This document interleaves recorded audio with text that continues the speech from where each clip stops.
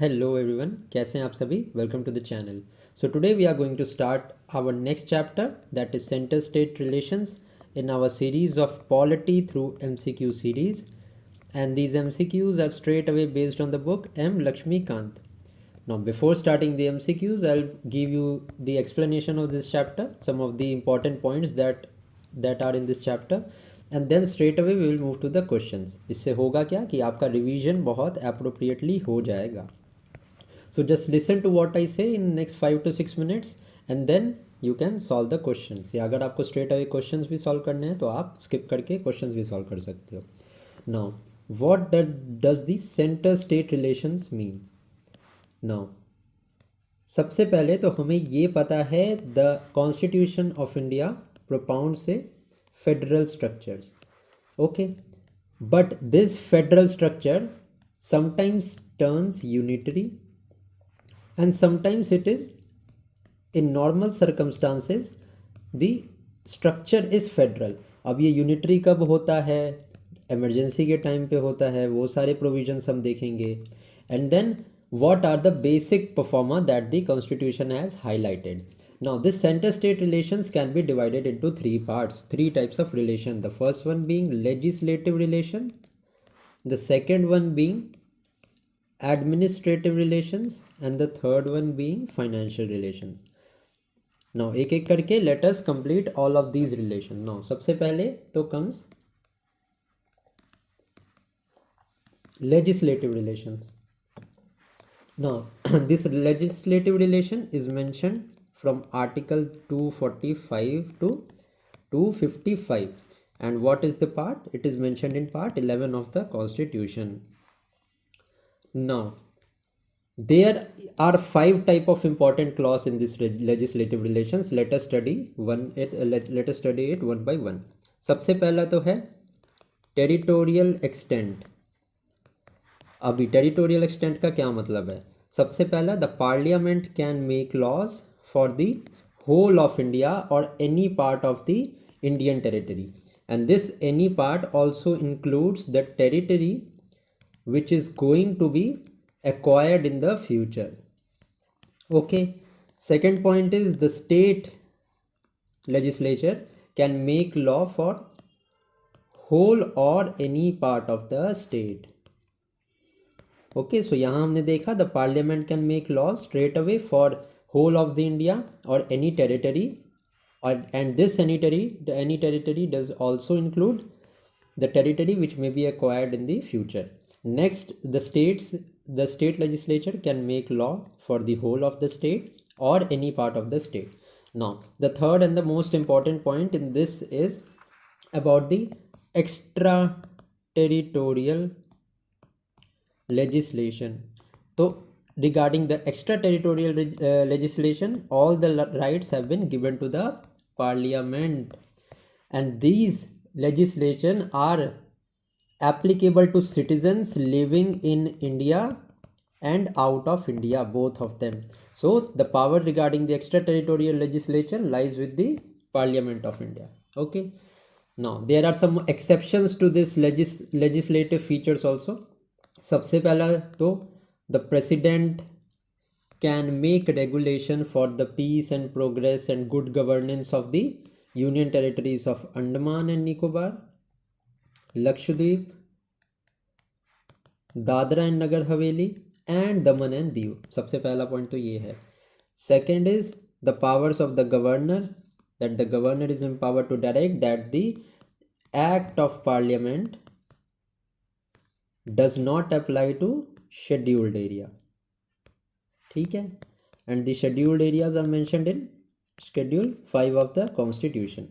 Then comes the powers of the governor of the state of Assam, that a law of parliament does not apply to a tribal area, and the provisions regarding Assam, Meghalaya, Tripura, Mizoram, these four states का जो four schedule states हैं इनके बारे में it is mention under schedule 6.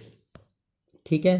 Now these are the some of the exceptions. So सबसे पहले हमने देख लिया कि territorial extent of centre and state legislation. Second point यहाँ पे आता है कि डिस्ट्रीब्यूशन ऑफ लेजिस्लेटिव सब्जेक्ट्स। तो ये मैंने बहुत बार आपको पहले के भी लेक्चर्स में बताया है। This is given under schedule 7 of the constitution, where union list के under the parliament or the central union can make law. Then comes the state subject, over which the states can make law, and then comes the concurrent list, under which both parliament plus states can make law. But the अगर state ने भी law बनाया है under concurrent list and parliament ने भी बनाया है, then the law of parliament will prevail. But there is an exceptions when the state का law prevail करेगा. And what is this exception?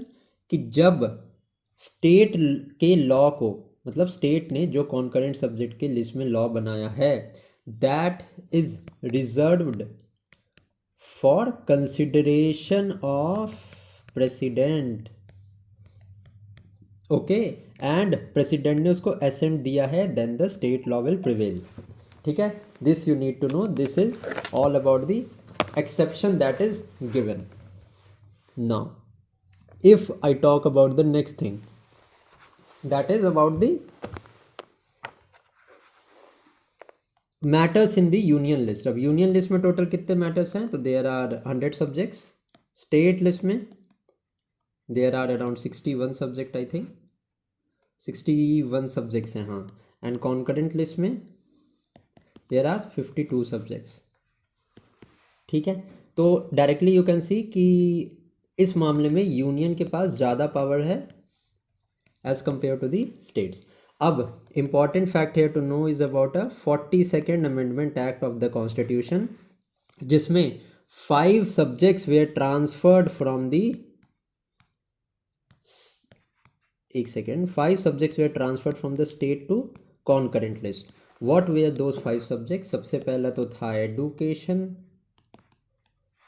Second था weights and measures, third one was wildlife, fourth one was administration of justice, and the fifth one was forest. So through 42nd Amendment Act, these 5 were transferred from the state list to concurrent list.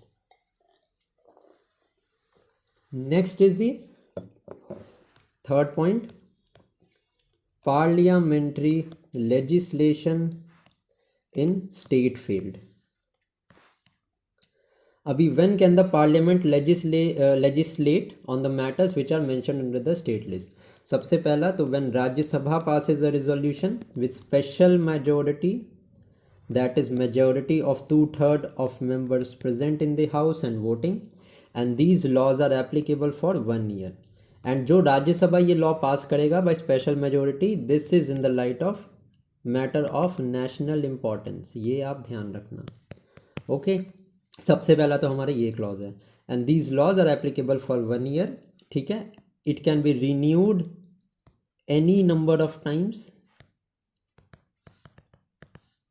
ठीक है, but 1 year के बाद इसको बार बार renew करने की ज़रूरत है। Now the second point is during a national emergency, we know that national emergency is imposed under article 352 of the constitution, ठीक है। तो जब नेशनल इमरजेंसी इम्पोज होती है तो the parliament can make laws in the matters which are mentioned in the state list. Third is when the states make a request. अब in this, when there are 2 or more states who pass a resolution and request the parliament, then the parliament can make laws, ठीक है। Fourth point आ गया, to implement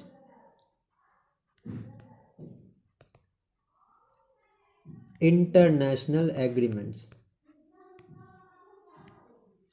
okay. The fourth point is implementation of international agreement, and then there comes president rule, ठीक है। whenever a president rule is imposed in a state, then the parliament becomes empowered to make laws with respect to any matters which are mentioned in the state list. now ये 5 point याद रखना। parliamentary legislation in the state field, सबसे पहला when Rajya Sabha passes a resolution with special majority, किसके लिए? National matters of national importance के लिए. Then secondly is during the national emergency imposed under Article 352. Third is when states make request and when two or more state request. Then fourth is to implement the international agreements. And the fifth one is during the president rule. Okay, so this is the most important points in the legislation का point में. Now अब centre का fourth point क्या है legislative relation में? कि centres control over state legislature. अभी सबसे पहले तो इसमें सॉरी सबसे पहला तो है कि governor can reserve certain types of bill passed by the state legislature for the consideration of president, and this is mentioned under Article 200 of the Constitution. The second point is some of the bills which can be introduced in the state legislature only with the prior permission of president. अब वो bill कौन से हैं? For example the bill related to trade and commerce. ठीक है. Now third point क्या है? Whenever financial emergency is imposed then the president may reserve bills of the state legislature. ठीक है. This is all under the state legislative relations. Second अगर की मैं बात करूँ एडमिनिस्ट्रेटिव रिलेशंस की, तो अब जल्दी जल्दी करते हैं इसको रिवाइज. ज़्यादा इंपॉर्टेंट था हमारा state legislature. So administrative relations में mentioned article 256 to article 263 of the constitution in part 11. Next is the distribution of executive power. How is the executive power divided? अब executive power में याद रखना, the executive power of the center has extend to the whole of India. ठीक है. executive power of center extends to whole of India. ठीक है. on the matters that एक second. The executive power of the centre extends to whole of India. On what matters? The matters which are mentioned in the union list. ठीक है. Union list में हमें पता है the centre can make laws. Second is कोई भी agreement treaty को implement करने के लिए कोई लॉ बनाना है किसी भी लिस्ट में, that also the lies under the executive power of the centre. Then second point is obligation of the state. अब स्टेट की ये पूरी ऑब्लिगेशन है that it supports and help the centre to work properly. Third point is हमारा कि centre direct करता है state को regarding four important points. What are those important points? Construction and maintenance of railways. ठीक है. Then comes construction and maintenance of communication. Then is protection of railways. Third comes the adequate facilities for instruction in mother tongue. Then है हमारा in the formulation of policies regarding the scheduled tribes, not scheduled caste but scheduled tribes. ठीक है. So this is all mentioned under the administrative relations. Also cooperation की भी बात की गई है under which there is inter state council which is established under article 263 of the constitution. 262 में river boards भी इस्टेब्लिश है. इसके नेक्स्ट ही चैप्टर है वो डिटेल में, उसमें मैंने इसके बारे में उस चैप्टर में आपसे बात की है. Then is all India services. As you know all India services में there is control of centre as the role of instruction and training of the officers relies with the center only, and then the officers are appointed to their respective states. Then there is the idea of public service commission. ठीक है. So relations during the emergency also change. This we will discuss in the chapter of national emergency. Now so there are some of the other provisions. इसमें ये याद रखना article 355 के बारे में. The article 355 imposes two duties on the center. What are these two duties specifically? So सबसे पहला है the first duty is to protect every state against external aggression. against external aggression and internal disturbance. Second point is the government of state is carried according to the provisions of the constitution. जब provisions of the constitution के हिसाब से government work नहीं करती है then there can be precedent rule under article 356 and 365 में provision है जब सेंटर के दिए हुए डायरेक्शन पे स्टेट गवर्नमेंट नहीं चलती है then the precedent rule can be imposed. Next हमारा आ गया financial relations. So these financial relations are mentioned under article 268 to 293 and these are mentioned under part 12 of the constitution. Financial relations में सबसे important है, questions में बाकी हम discuss करेंगे. सबसे पहला तो ग्रांट्स इन एड्स का याद रख लेना आप, this is very important. The grants in aid में दो टाइप के ग्रांट्स मेंशन है. This is the statutory grants. Statutory grants are mentioned under Article 275 and there comes the discretionary grants. These are mentioned under Article 282. The statutory grants are directly जो है हमारे Consolidated Fund of India से लिए जाते हैं and these are type of some special grants given to special states और special category states. और special category states कौन से होते हैं? हमारे नॉर्थ ईस्टर्न स्टेट्स और वो स्टेट्स जो कि शुरू से बहुत बैकवर्ड रहे हैं and the centre straight away takes the responsibility of development of those states. Present में स्पेशल स्टेटस जिन स्टेट्स को दिया गया है वो कुछ नॉर्थ ईस्टर्न स्टेट्स हैं एंड हिली स्टेट्स हैं. हमारे जितनी भी हिली स्टेट्स हैं उनको स्पेशल स्टेटस दिया गया है and the financial burden on the centre is 90:10 के रेशियो में. 90% of the expense are borne by the center whereas 10% of the expense are borne by the state government. So this is all about the explanation part. Now let us straight away move to the question. The first question is, for the parliament to make laws with respect to any matter enumerated in a state list, a resolution must be passed in the both houses of the parliament. Now this question I have already explanation part में मैंने बताया था कि both houses का कोई role नहीं है. Specific role is of Rajya Sabha to pass that bill by special majority and this bill lasts for a period of 1 year. Okay, so this statement first is absolutely wrong. Second statement हमारा क्या है? A resolution passed as stated above can be extended beyond 1 year. Yes, it can be. It remains in force for 1 year and it can be renewed any number of times. कोई limit नहीं है इसके renew होने पे, ठीक है. Not exceeding 1 year at a time, but हर साल में जैसे एक साल इम्प्लीमेंट हुआ देन नेक्स्ट ईयर वो रिन्यू हो सकता है, फिर वो रिन्यू हो सकता है, but only 1 year at maximum. So the second statement here is true, the first one is wrong. Correct answer would be B. The next question is consider the following statement. The Article 73 of the Constitution of India, which deals with the extent of the executive power of the Union, provides that the first statement is the executive power of the Union extends to all matters with respect to which the Parliament has power to make laws. All matters का मतलब यहाँ पे union list की बात हो रही है which is mentioned under Schedule 7. All matters का मतलब यहाँ पे कॉन्करेंट लिस्ट की बात हो रही है. ऑल मैटर्स का मतलब है कि रेसिड्यूरी पावर्स की बात हो रही है, ठीक है. तो first statement is absolutely true. Next is the government of India may also exercise such authority available under any treaty. Yes, any treaty के अंडर भी मैंने आपको एक्सप्लेनेशन पार्ट में बताया था कि the executive power of the parliament of the union x tends.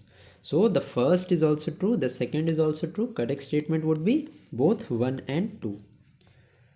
Now let's come to question number 3. आप अगर आपको क्वेश्चन सॉल्व करना है तो you can just pause the video, आप अटेम्प्ट करके question and then you can solve, ठीक है. In case of overlapping of a matter between the three kinds of the subjects of the legislation, predominance has been given to the union list. Absolutely correct है. इन the concurrent sphere मतलब कि concurrent list की बात हो रही है. In case of repugnancy between a union and state law relating to same subject, the former prevails even if the state law was reserved for the assent of the president and has received the such assent. अब legislation वाले explanation के part में I already told you concurrent list में both union as well as state governments can make law, but वहाँ पे मैंने एक exception बताया था कि when the state law is reserved for the assent of the president and the president has given such assent then the state law shall prevail. Otherwise अगर same topic पे both union as well as state law बना लेते हैं तो union का law prevail करता है। The only exception that is given under 2, ठीक है, जो 2 में ये जो सेकेंड पॉइंट हमारा दिया है दिस इज एन एक्सेप्शन, यहाँ पे स्टेट का लॉ प्रिवेल करेगा। तो we will eliminate the second point straight away क्योंकि ये सेकेंड हमारा गलत है। सो हमारा करेक्ट आंसर हो जाएगा 1 and 3। Now let us see the third point also. The wasting of residual power under the Indian constitution follows the president of Canada and not that of the government of India act of 1935। So this president, ठीक है, ये जो president है this is correct है यहाँ पे, ठीक है, this is the given point is absolutely correct, that is why हमारा 1 and 3 यहाँ पे सही ऑप्शन होगा। Next is question number 4. Consider the following statement.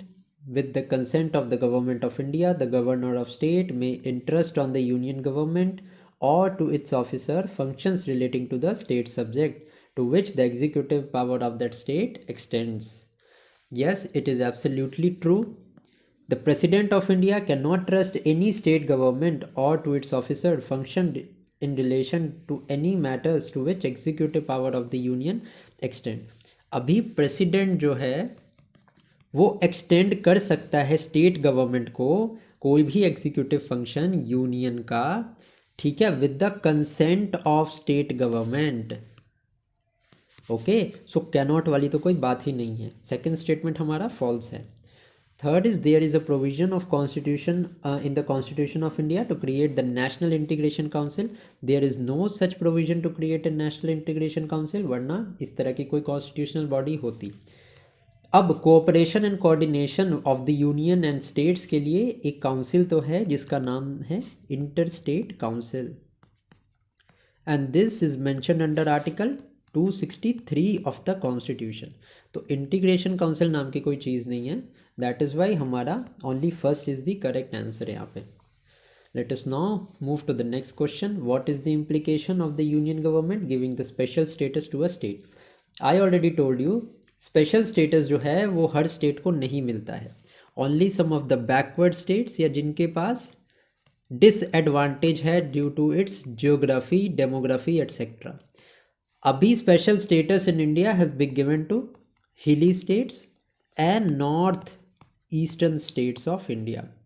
अभी बेसिकली स्पेशल स्टेटस का मतलब ये होता है कि majority of the expenses will be borne by the union government, okay, and that ratio currently is 90:10 का रेशियो, मीनिंग कि 90% of the expenses are going to be borne by the central government, whereas 10% जो है वो state वहाँ पे expense करेगा, ठीक है। So what does the meaning of special status to a state applies? So it applies that large percentage of central assistance will be grants in aid. अभी grants in aid का explanation part में I've already told you grants in aid का दो types of grants होते हैं, एक तो statutory grants होते हैं under article 275, then there are discretionary grants, ठीक है। तो special status जो होता है ना इनको statutory grants मिलते हैं and these grants are directly implicable on the consolidated fund of India, okay। सो ये हमारा करेक्ट आंसर है यहाँ पे। Let us now move to question number 6। Question number 6 क्या है हमारा? Who among the following can establish additional courts for better administration of any existing law with respect to a matter contained in the union list. अभी constitution में law high courts बनाने की power किसके पास है? So this is under the parliament by law. The parliament can make additional courts for better administration of existing laws, ठीक है।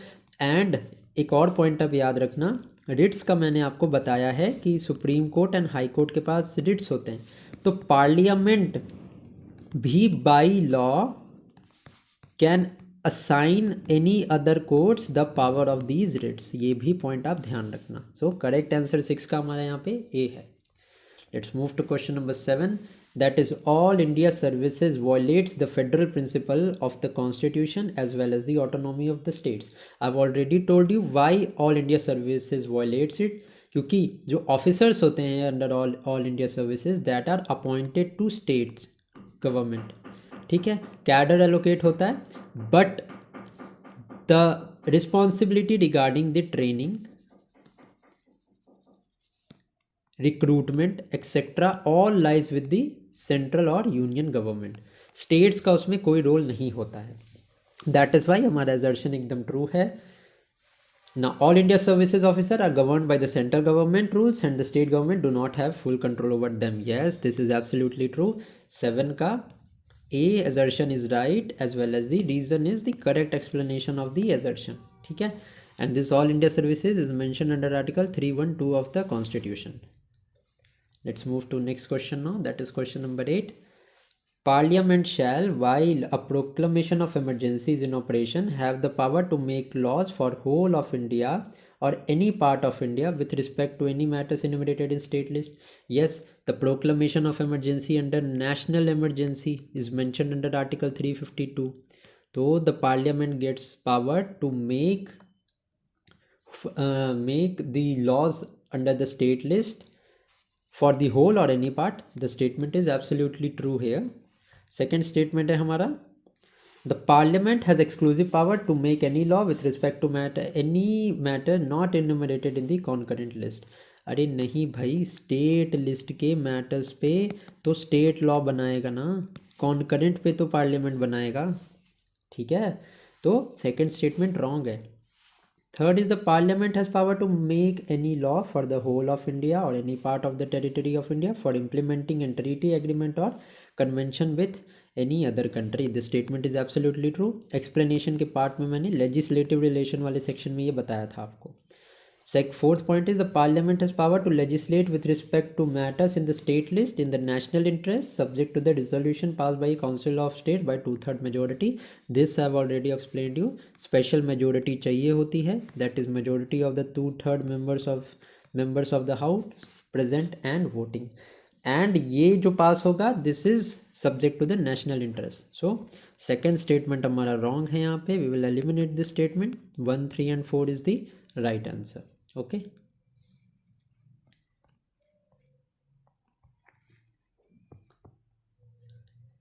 Next is a law made by Parliament having extraterritorial operation. Now the law which is made by Parliament having extraterritorial operation, I already told you, is not to be deemed invalid. Yes, इसका मतलब ये it is valid. Okay. And it is applicable to citizens living in the territory of the country as well as outside India. ठीक है, हमारा 9 का A is right. 10 is, which of the following is not a principal source of non-tax revenue of the union. अभी अगर मैं if I talk about the non-tax revenue तो दो heads बना लेते हैं यहाँ पे. Let me explain you. सबसे पहले यूनियन के लिए नॉन टैक्स रेवेन्यू का सोर्स बता देता हूँ and then I'll talk about the states. अभी यूनियन के लिए सबसे पहला तो पोस्ट एंड टेलीग्राफ की इनकम जो होती है, that is the type of non tax. ये हम इकोनॉमी के सेक्शन में करेंगे, बहुत अच्छे से एक्सप्लेन करके बताऊंगा आपको टैक्स एंड नॉन टैक्स सारा कुछ. देन कम्स रेलवेज, देन हमारा बैंकिंग आ गया, देन हमारा आ गया करेंसी एट्सेट्रा. ये सारे यूनियन के होते हैं. स्टेट्स का होता है इरिगेशन, देन हमारा जो फॉरेस्ट आ गया, देन हमारा फिशरीज आ गया. These all are a type of non tax source of revenue for the states. अभी यहाँ पे फॉरेस्ट मेंशन्ड है. Forest is not a part of union principal source of tax but of the state. So हमारा C यहाँ पे correct होगा. Now let us move to the next question, that is we have to match the following. Now match the list 1 with list 2. List 1 में source mentioned है and list 2 में tax mentioned है. Now let me tell you the Now next is question number 11. In this we have to match the list 1 with list 2. List 1 में सारे sources दिए हैं and list 2 में taxes दिए हैं. Now taxes levied by the union but collected and appropriated by the states. This is mentioned under article 268 and इसमें two types of tax हैं. पहला तो है stamp duty. Then the second one is excise duty on medicinal and toilet preparations containing alcohol. ठीक है. So these two types of taxes are mentioned under article 268 and correct answer इसका क्या होगा? Stamp duties. A का 2. Then taxes levied and collected and retained by the states. So these are exclusive taxes such as the tax on agricultural income. Then हमारा आता है land revenue. Then हमारा आता है taxes on land and buildings. Then हमारा आता है कि tax of entry into advertisements पे जो भी tax होते हैं, ठीक है, tolls होते हैं, these और states के जो tolls होते हैं, these all come under this head only. Now next है हमारा taxes levied and collected by the center. So these include taxes on income other than agriculture. ठीक है, तो हमारा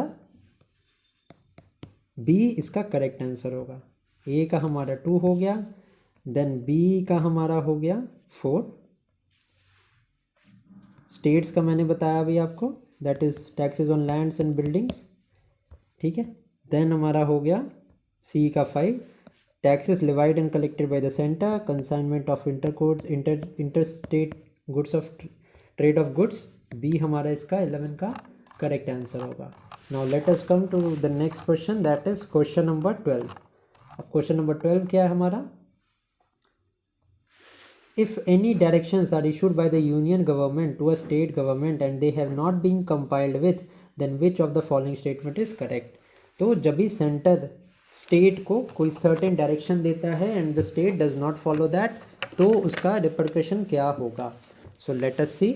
it shall be presumed that the constitutional machinery in the state has failed as per article 365 of the constitution, and the statement is absolutely correct.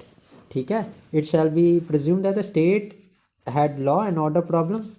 नहीं, law and order की problem के लिए नहीं होता ये article 365. it is on the pretext of the 365 on the pretext होता है कि जो भी डायरेक्शन दिया गया है स्टेट को, the state is not able to follow, then article 365 के अंदर प्रेसिडेंट रूल लगता है.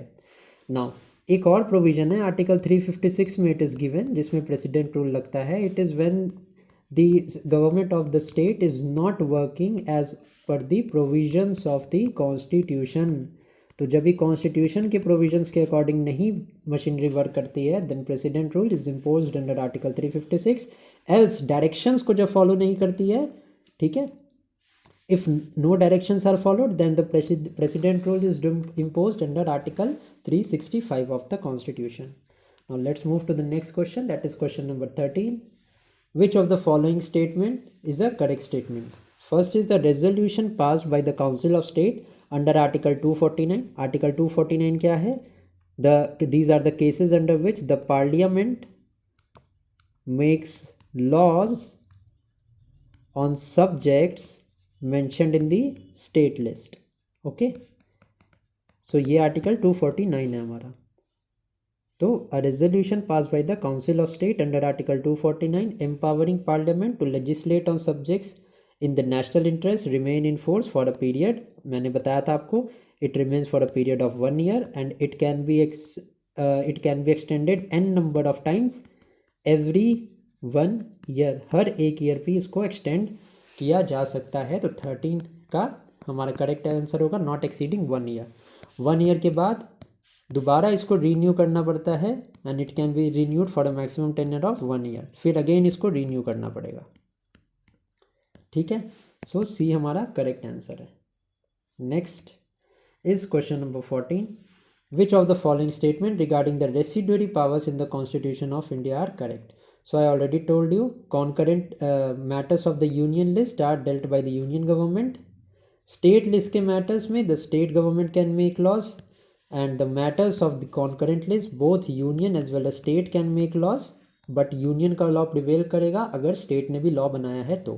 Now the matters which are not mentioned either in union, state or concurrent list are dealt in the residuary matters. So the residuary matters के regarding all the rights are given to the parliament of the country, और union भी आप बोल सकते हो. The union can make law exclusively on the matters mentioned in the residuary list. Now residuary powers have been given to the union parliament. Absolutely correct statement है. Next is, in the matter of residuary powers, the constitution of India follows the constitution of Australia. No, concurrent list का जो matters है, the idea of concurrent list has been taken from the constitution of Australia, जबकि matters of residuary powers has been taken from the constitution of Canada. Okay, second हमारा wrong statement है, second हम यहीं से eliminate कर देंगे. And we know that first हमारा सही है, तो मोस्ट प्रोबेबली आंसर हमारा सी ही होगा इसका. But let's see the other options as well. The final authority to decide whether a particular matters fall under the residuary power और not is the parliament. Absolutely incorrect. The final authority to decide is supreme court. Supreme court is the final authority जो decide करेगा where the matter falls in the residuary powers और not. So third भी हमारा incorrect statement है. सो next is the Government of India Act 1935 placed residuary powers in the hands of Governor General. Absolutely correct statement है, तो C हमारा correct हो जाएगा यहाँ पे. Let's move to the next question. Assertion का question है ये. The Constitution makes a distinction between the legislative power to levy a tax and the power to appropriate the proceed of the tax so levied. बिल्कुल correct statement है. Second is, the Constitution provides for grants in needs to the state from the central resources. Absolutely correct है. But ये power to levy a tax is not related to the grants in aid, क्योंकि tax का amount जो है that is collected और appropriated by union या state, जबकि grants in aids are the helps that is given to the state. And this grants in aid is of two type. सबसे पहले तो स्टैट्यूटरी ग्रांट्स हैं and these are given under article 273 से 275, where as discretionary grants होते हैं. ठीक है, these are given in article 283 of the constitution. So A and R individually तो true हैं, but R is the not correct explanation of A, क्योंकि यहाँ पे tax imposition की बात की गई है एंड यहाँ पे grants की बात की गई है. both of the things are different. ठीक है, 15 का B is the correct answer. Now let's move to the next question. next question हमारा 16 है. which of the following is or correctly match? duties levied by the union but collected and appropriated by the states. तो क्या option है? Succession duty and state duty in respect of the property other than agriculture land. Absolutely wrong है, ये states के अंदर power होती है. Next is taxes levied and collected by the union but assigned to states. These are stamp duties. No, these stamp duties are taxes levied by the union but collected and appropriated by states. Both of the statement here given are incorrect, so D is the right answer to this question. Now let's come to question number 17. 17 हमारा क्या है? Which of the following constitutional provisions facilitate the union control over the states? So कौन कौन से union control over state को यहाँ पे show करते हैं? All India services mentioned in article 312. ठीक है, बिल्कुल, क्योंकि union जो है it regulates, controls and recruits the people of the all India services and these are then assigned to the states. So one हमारा सही है. grants in aids में भी the center provides loan to the states under article 275. statutory grants are provided and under article 283 which type of grants are? discretionary grants are provided. Then there comes the idea of interstate council to promote the cooperation among the union and states. यहाँ से भी ये भी constitutional provision है and it is mention under article 263. तो ये सबके articles मैंने बता दिए. It means that all of them are the constitutional provisions.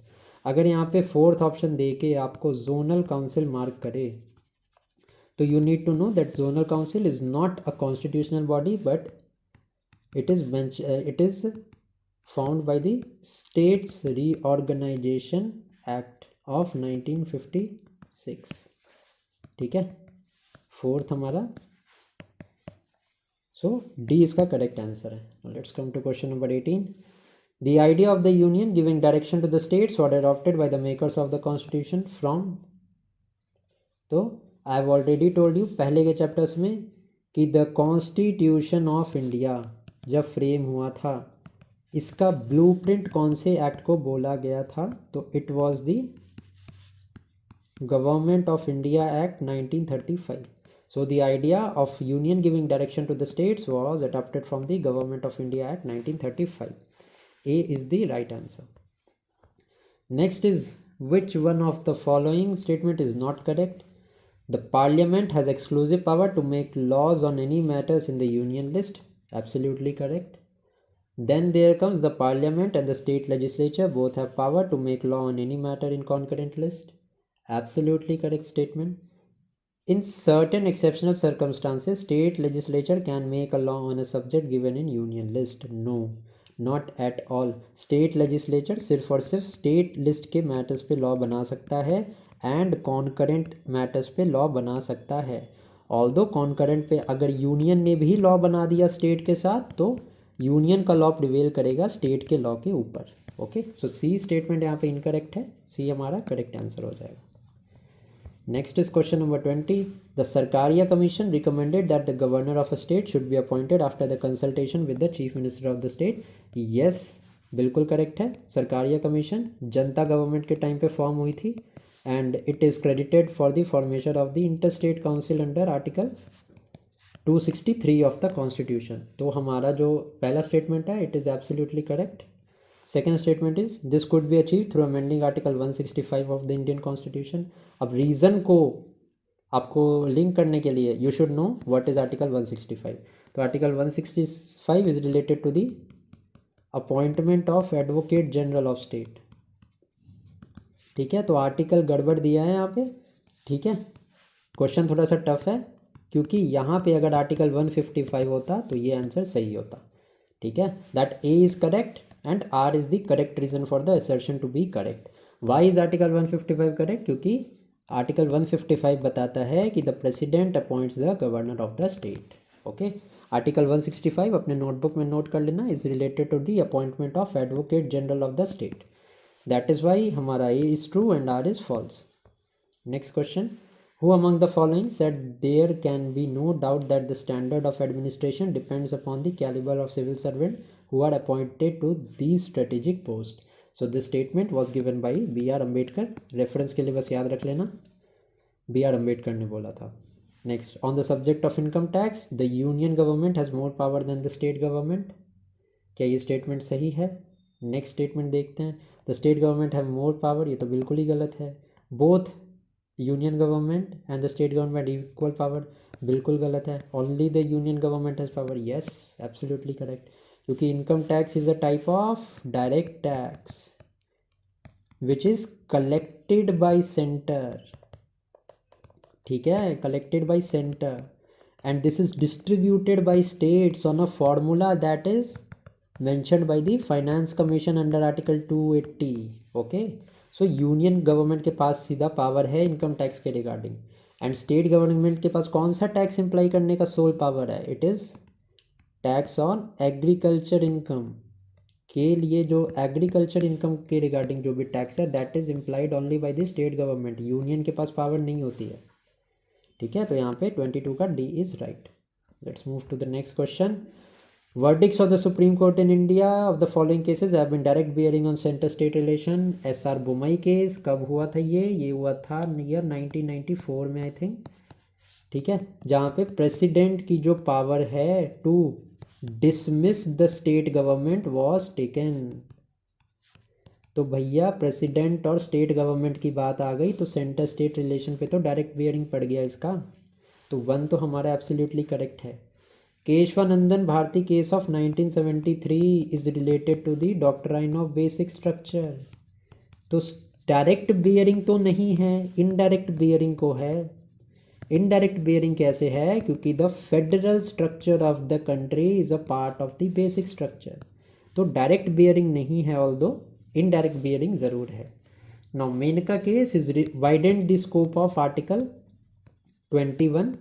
ठीक है, procedure established by law. So third one is not related.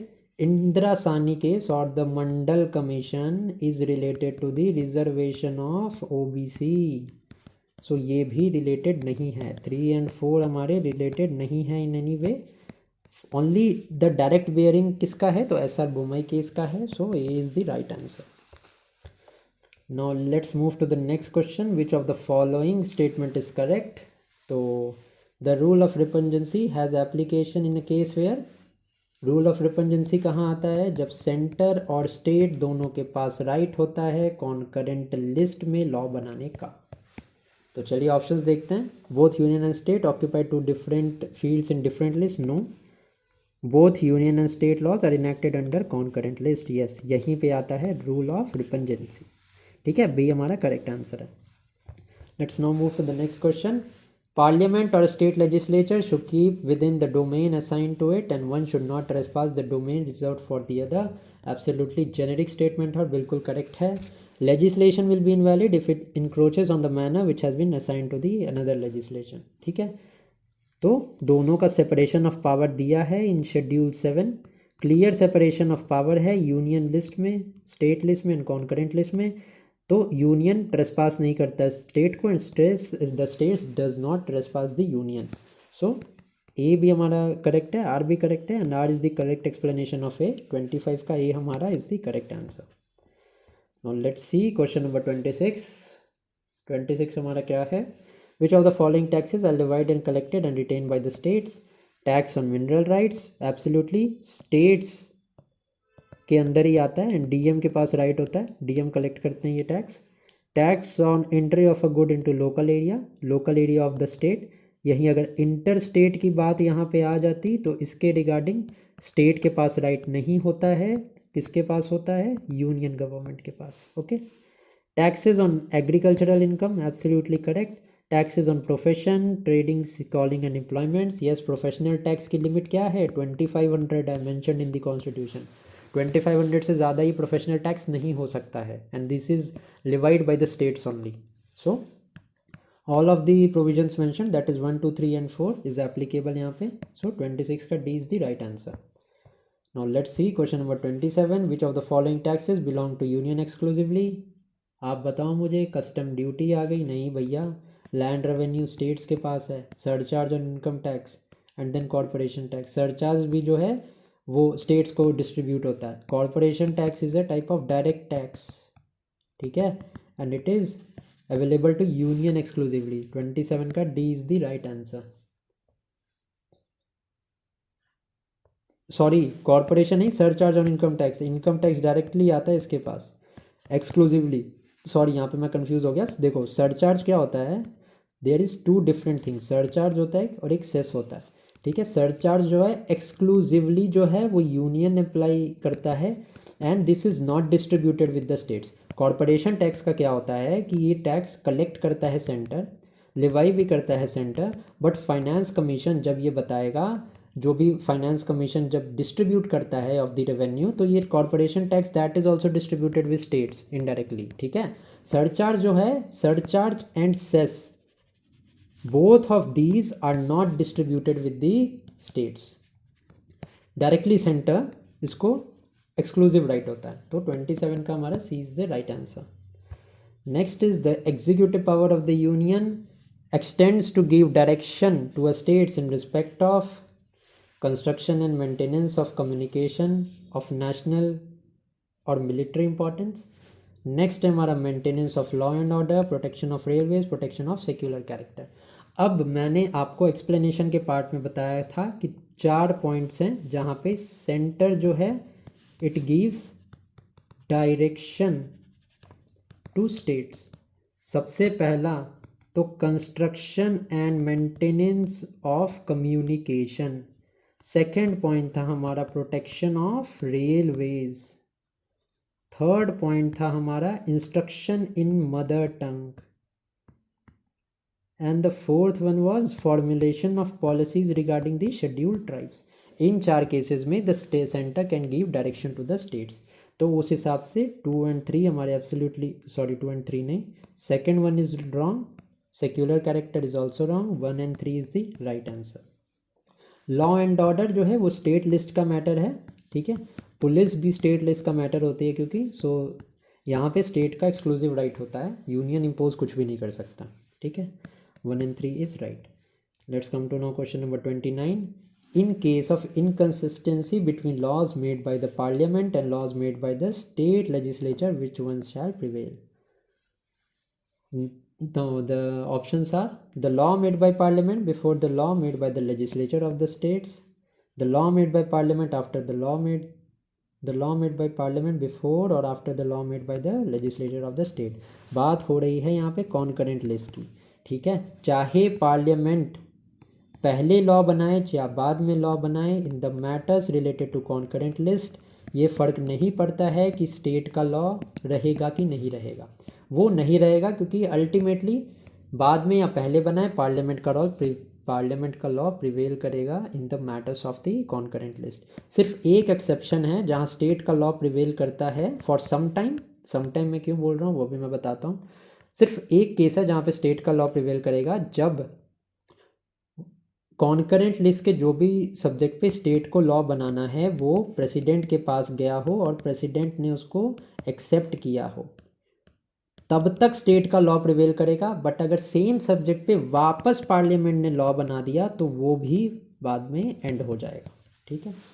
ये इसके पीछे का लॉजिक है। तो करेक्ट आंसर हमारा 29 का क्या हो गया? सी हो गया। Let's move to question number 30। Taxes levied by the union but collected by the states. तो ऑप्शन हमारा क्या दिया है यहाँ पे? Stamp duties and are appropriated by the states. Sorry ये इधर का इधर आ गया। Taxes levied by union but appropriated by the states, stamp duties है, करेक्ट है बिल्कुल। Taxes levied and collected by the centre but assign to states, taxes on sale of commerce in inter state trade, बिल्कुल correct. दोनों के दोनों यहाँ पे correctly mentioned है, हमारा आंसर सी हो जाएगा यहाँ पे। Next is which of the following formed a part of the terms of reference of the Punchi Commission or the center-state relation constituted by the Government of India? Just a matter of fact याद रख लेना, पंचायती राज, communal violence, integrated domestic market, central law enforcement agency, सबके सब terms of references में mentioned थे, ठीक है। The terms of references are mentioned by the president, जिसके ऊपर में कोई भी कमीशन या फाइनेंस कमीशन जो है वो टैक्स का डिस्ट्रीब्यूशन करती है। 31 का डी इज़ राइट। नेक्स्ट आ गया हमारा, the parliament becomes competent to make law on a matter enumerated in the state list only if. तो भैया देखते हैं ऑप्शन में क्या है। The council of state passes a resolution supported by not less than 2/3 of the majority of the member present and voting, it is in the national interest that the parliament should make law on such matter, absolutely correct, 2 bar explain कर चुका हूँ मैं।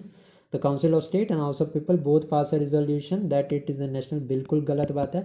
ये सिर्फ council of state के पास right होता है। Now president gives prior permission, बिल्कुल गलत है। The speaker of the house of the people in consultation, बिल्कुल फालतू बात है। सिर्फ और सिर्फ जो है किसके पास राइट होता है? इट इज़ ओनली वन, यहाँ पे आंसर है, ठीक है। Council of state passes a resolution supported by 2/3 of the majority of the voters present and voting, जिसको स्पेशल मेजोरिटी भी बोलते हैं, ठीक है। 32 का A is right. Question number 33 है, there has been growing demand for the review of centre state relation. Yes absolutely, because the जो union और स्टेट का रिलेशंस है, it sometimes become very unitary in nature, ठीक है। Cases मैंने बताए हैं इमरजेंसी के टाइम पे, इंटरनेशनल नेशनल इंपॉर्टेंस के केस में, इंटरनेशनल एग्रीमेंट को इम्प्लीमेंट करना हो तो सेंटर के पास राइट्स आ जाते हैं, ठीक है। सो ये हमेशा से डिमांड रही है कि there should be a review of centre state relationship. और सबसे बड़ा फैक्टर यहाँ पे गवर्नर का है, क्योंकि गवर्नर जो है वो acts as a agent of center and is appointed by the president. There is no role of the chief minister or the states in the appointment of governors. सबसे बड़ा पॉइंट तो यही है। Next is the states do not have adequate resources to draw developmental projects, absolutely correct. एक अगर VAT देखा जाए that is impose on petrol वगैरह या लिकर पे जो टैक्स इम्पोज होता है, इसके अलावा the states do not have adequate resources, ठीक है। उनको majority of the resources are given by the formula that is given by the finance commission, okay। finance commission article 280 के अंदर is entitled with the distribution of tax resources, ठीक है। Last year का 41% distribution हुआ था कि states को मिलेगा, 1% रिजर्व रखा गया था फॉर जम्मू एंड कश्मीर, ठीक है, लद्दाख टेरिटरी के लिए, यूटी के लिए। सो एडिक्वेट रिसोर्सेज तो स्टेट्स के पास नहीं है। तो 33 का हमारा करेक्ट आंसर क्या हो जाएगा कि A and R are individually true and the reason is the correct explanation of the assertion. Let's now move to the next question. Not correct statement हमें बताना है। No law made by a state legislature shall be treated unconstitutional if it is incidentally touches upon the jurisdiction. बिल्कुल correct है. The legislature of state cannot make a law to regulate water. This is an incorrect statement. The states can make a law. ठीक है, concurrent list का subject है. ठीक है, not correct statement हमारा P हो जाएगा यहाँ पे. नेक्स्ट क्वेश्चन देखते हैं. Which of the following is not correct? The executive power of the every state shall be so exercised as to ensure the full compliance with the law made by the parliament. Next is full faith and credit will be given throughout the territory to public act, record, judicial proceedings. Absolutely correct statement है.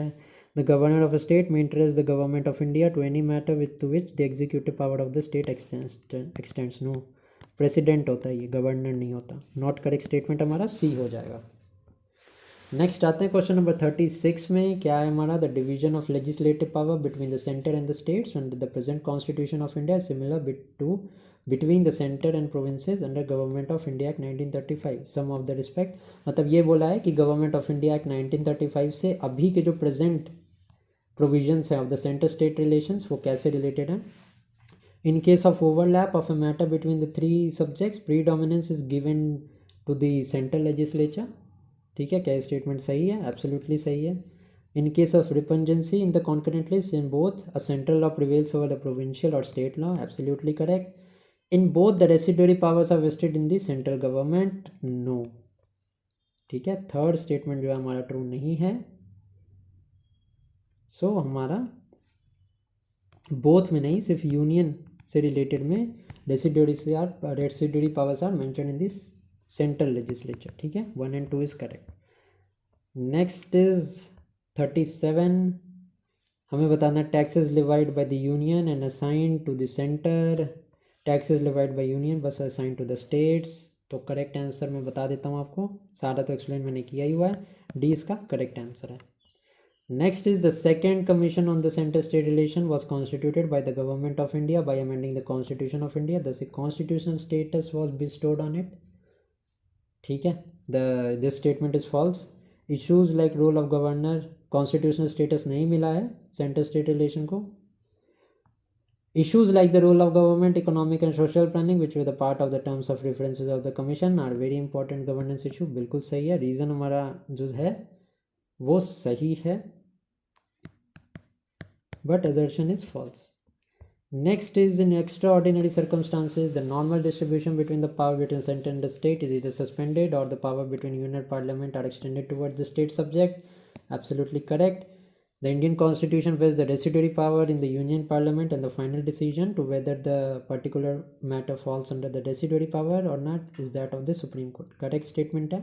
The union government has the power to give direction to the state government to ensure the due compliance with union laws. बिल्कुल correct statement है.